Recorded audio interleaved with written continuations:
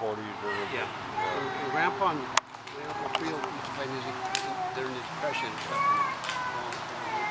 Yeah, Red never had any dogs at all back when, as I remember. Once I left, I don't think I was up and visited Red after about. Don't think I was ever up there after I went into the service. Well, Can you tell me the story again about where Red used to live? You said he lived in a different house. Yeah, they were just across the road. Do you know where Huntley's had that park? I think Huntley got that park off of Red. Right, right. And then you cross the creek and you go up there, and then there's another little bridge across the creek, and then you go up a little grade. Okay, there was an old shack right there, right on the edge of the creek and on the edge of the road.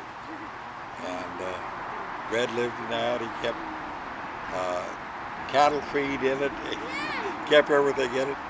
And you said that it didn't have any windows? It had cutouts, but I don't think it had any windows in them, because I can remember being up there and see the old cow standing there with its head in. He loved them animals. I mean, they were his buddies all the time, and he'd leave the front door open when you came in, and the old cows would come right up, maybe put their front feet in the door. Was he crippled then, John, at that time? No. Yes, he got arthritis really bad. Oh, he did? Yeah. He started that later on, but that wasn't until probably in the 50s. Well, it might have started in around 50s. Now, what's your earliest recollection of Mr. Red Snyder? God, ever since I can remember it, I got up riding around, because Red would always come down and buy, like when we had thrashing, he wanted grain and stuff for the cows and so on and so forth, and he'd come down and buy that off of Dad. He'd come down and buy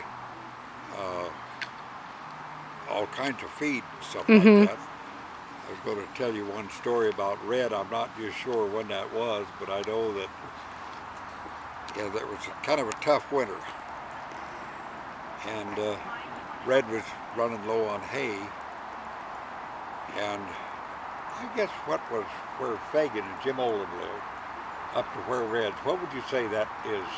Close to 2 miles? Maybe not that, a mile and a half. Mile and a half. Anyway, Red walked down there and bought some hay off of them, and put that rope around a great big, it looked just like a truck. Old Red was stronger than a bull. He wasn't a big man, but boy, he was strong. And he picked that thing up, put that deal of rope up over his shoulder, and he carried that straw or hay back to his stock.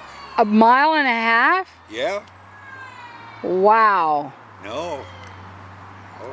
Old Red was, you can't believe the strength that man had. Dad was telling me that there was nobody that could cut as much timber as he could with the hand saws. Oh, my word. He was just a powerful man. And something else, that you go up there and see Red, and you'd think an old hermit and so on and so forth.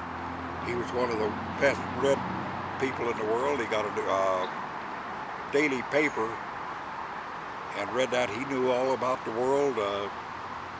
You want to talk about any world subject, he could talk right with you. Wow. I'm almost sure that I read somewhere that he had a certain amount of college education. Dad told me that he studied law, but he never took the bar. Wow. And I heard he was in World War I, but he was stationed up in Washington. Was it you that told me that? Yeah, I don't know. I don't think I did, because I'm not sure whether he was in in the war? He was not in the war, but he was stationed. I know who told me. I won't say, but he was in the Army, and he was stationed up in Washington, and something happened. And when he got out of the war, out of the Army, he was bitter about some things, but I don't know exactly what happened. But it changed him quite a bit. Well, I'll tell you, old Red, as far as I was concerned, he was, I wouldn't call him a hermit. He was just a deal, but he was a very fair guy. And his word was worth something. I don't really know of anybody having anything bad to say about him. I don't either. I've never heard anybody say anything bad about him. He was a character. Yeah. I don't think he took a bath very often. I heard that too. I heard stories about the fire department going to get him for his once-a-year bath, but I think that was a joke. But I think it was too. Yeah. Poor guy. All the time when I was up around there. But was it you I was talking to about the fire, or was that somebody else? No, you were talking to me about the fire. Yeah. And that must have been about, I would guess, 47 or 48. They had a pretty good little fire up. They got started up there in the upper end of Gopher Valley. And I had went up there. I'm kind of curious how it was. Went up there by myself. And that fire was burning all down in around. He'd moved up into Jim Hill's. We bought that place. Mm-hmm. And moved right across the road up into Jim Hill's little house. Jim Hill had that little house up there, and it was just, when Jim lived there, it was just neat as could be, clean. Well, I heard that Red had a brother. Yeah, he did, Okay. He lived up further up. Okay. That's another story. Anyway, well, Red and I, we did battle, like, had to keep the fire from coming. What did you do? Was it the dirt? Did you throw the dirt? We had a little barn and so on and so forth. Yeah, we were just out there fighting the grass, cutting it back and so on and so forth, so that there wasn't all that many trees right around there. It was more grass and so on. Anyway, we kept the fire from getting into his buildings and stuff. And then when he got all done, he asked me if I wanted to eat. Man, I was hungry. Went in there and he cut me off some venison steaks. Now he had that deer hanging up. Oh yeah, it was hanging. He must have just killed that deer. Steaks off of that.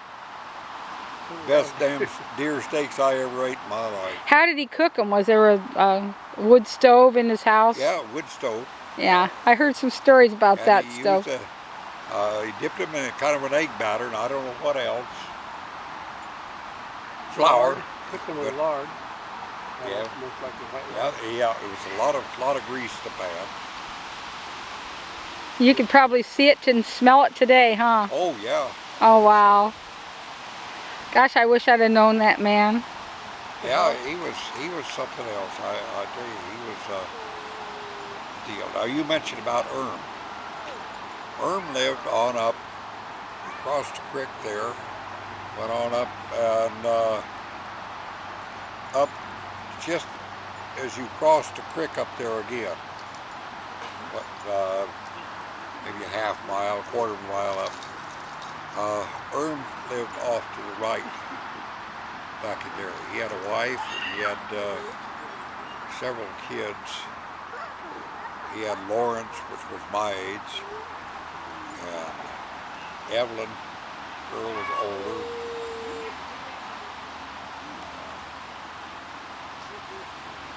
Seemed like he had another one or two. And his wife. But Erm was a character. He did not believe in banks. He kept all of his money hid out there in cans or somewhere. I don't know where. I have no idea. We'd go up, we'd sell him grain and stuff, go up there. And he'd invite us into the house, go in there with Dad. You guys stay in here. I got to go to the bank. And he'd go out, and pretty soon he'd come back in with a big wad of cash. And Erm was another one that was honest, but he was just a plain character, and then Well, how I did guess pretty hard to live with. Did they? His wife left him, Oh. and eventually the kids got out of there. It was just Erm and Fanny. Yeah, his dog. Yeah, Fanny? Like a collie. Oh. He's a collie. Like a collie. Wow. Anyway, he treated that dog just like, boy, I mean, he really treated that dog nice. On real hot days, he bought a brand new Chevy pickup in '49. A brand new one. He'd go to town in that old Chevy pickup in the summertime. In the wintertime, Fanny was always with him. But when it was hot, he'd go to town and he'd come back by, and a lot of times he'd stop at the house, but he'd just stop there for a minute if we was out near the road. He'd stop. Well, I got to hurry home for the ice cream. He'd have ice cream. He bought ice cream for Fanny. Oh, that's so cute. Yeah, Excuse me, he was pretty neat and orderly in his home. It was real clean, wasn't it? yeah, he was Just the opposite of Red. He was just the opposite of Red, but he was character and fussy. Thomas had a sawmill up there. Now, who's Thomas? Coxey Thomas or such a matter. They're long gone now. But anyway, they had a mill just shortly above Fagan's. Ah. And at that time, you could just go in there, and they had a dam across Deer Creek, that Deer Creek dammed up. That was their pond. Anyway, Erm did all of the fallen and bucket for. They logged off all of the place up there, most of the old Miller place, and so on and so forth. But anyway, what they done, how they would go in, Leon, the kid that I run around with, he drove truck for him in the summertime, and they would done everything with short logs, and they just bucket up and had a rollway, and they'd take a cat, and they'd just push on a bunk load, and then you could push one log high. And they'd get old trucks. They had old Chevy, but one of the last ones they had was about a 28 9 white, an old white truck. And it didn't have a great deal of power, an old 4-cylinder and so on and so forth. And they were up hauling over the hill down in towards, we call it Grove Creek, but on the other side, down in there coming out. And so in the evening, one night coming out of there, Erm wanted to know from Leon, he says, "Can I ride out with you?" Okay. Well, Erm always carried his oil sack and so on and so forth in a little gunny sack, and his lunch and all in his little gunny sack. He jumped in the passenger seat, and they were coming up that hill, and they had a pretty good load on it. And it was too steep. The old truck was running out of power. So when it run down and run out of power, Leon had just cut it and run it back into the bank and get it, let the motor pick up RPM and so on and so forth. Let out the clutch, and he could go on up the ways. Well, anyway, he started doing this and started rolling backwards. And Leon said it was so funny. Herb jumped up. Instead of jumping off of the truck, he started trying to get his little sack, and he got hung up down there, you know. And he was there just a jerking and fighting. And Leon said, I rolled back again in the bank, and I sat there a while. And he said, there was Herb. Finally, he gets it all done, and we've been stopped there for a little while. Herb jumped out of the truck and over onto that bank, but he decided he wanted to walk for the rest of the top of the hill. Too afraid? Yeah. Oh boy, I've been in a vehicle like that going up a hill, and I know what it's like. Yeah. To go. So was Erm and Red born and raised up there, or? No, I don't know where they came from. You don't? And I don't know how they both ended up in there. Erm always worked in the woods. Red always worked in the woods. Yeah. I'd like to know the history behind them. Huh.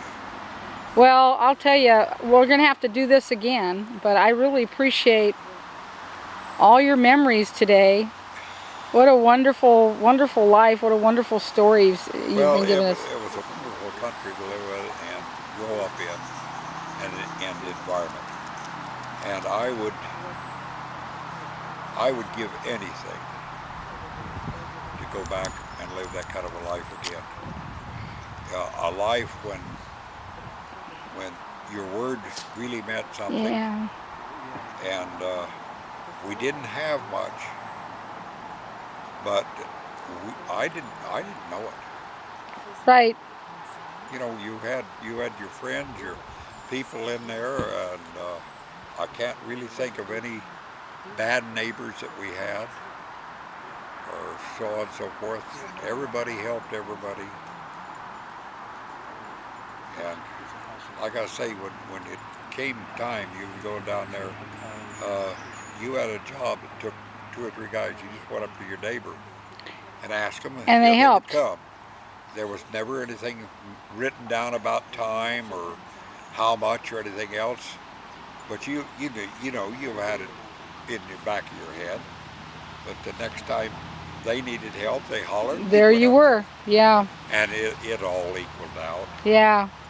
Well, I really appreciate you sharing all your stories, and I wish I had known your dad. He sounds like he was, and your mom. Well, They've been great people. I shouldn't say just dad. Mom was really a special yeah. person. Oh, and your mom too, yeah. And your brothers. Dad done most all of the. Mom done all the figures. She was really good with figures and being a school teacher. I think I saw some of her ledgers over there. Yeah, but Dad done most of the business dealings, like come to buying a car or such about it was always Dad. Right. Wow. Women didn't. At that time, women didn't do that kind of stuff. Get into that right. Right. Stock and so on and so forth. Yeah, but I think Mom was every bit as, I know she was every bit as honest or oh yeah, than my dad. I'd like to say that I took after my dad, but I can't say that I'm that honest. Oh, you sound like a wonderful guy. There's just story after story. I know that the people that several guys that dealt in stock, you know, a lot of them at that time they would come around and buy cows and heifers and so on and so forth for the dairies, because the dairy had to keep up a certain quota. And they always liked to come to Dad because, you know, if the cow gave 3 gallons a day, and they'd ask, well, Dad would say, well, it'll probably be a little better than 2 gallons and such about. He'd always underestimate everything. And he would never, ever overprice something. You know? Right, that's what it sounds like to me, that he was a very honest young man. Get what it was worth, and those guys could buy that off of that. They go out and make themselves a pretty good bundle by lying. And your dad probably knew it too, but he was an honest man. Yeah, he knew what they were doing. Yeah. To an extent. But he was born. He was born and raised. He was born and raised up there too. Oh yeah. Isn't that amazing?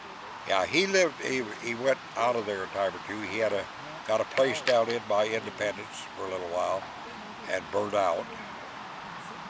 He went down and lived at Scappoose for a little while. Down by St. Helens, by my uncle on Mom's side. Mhm. He had a truck line, a LC Hall truck line. Oh. And he tried to get Dad to come down there and be a truck driver. Dad did for a little while, but he didn't like it. He liked the farming. That's great.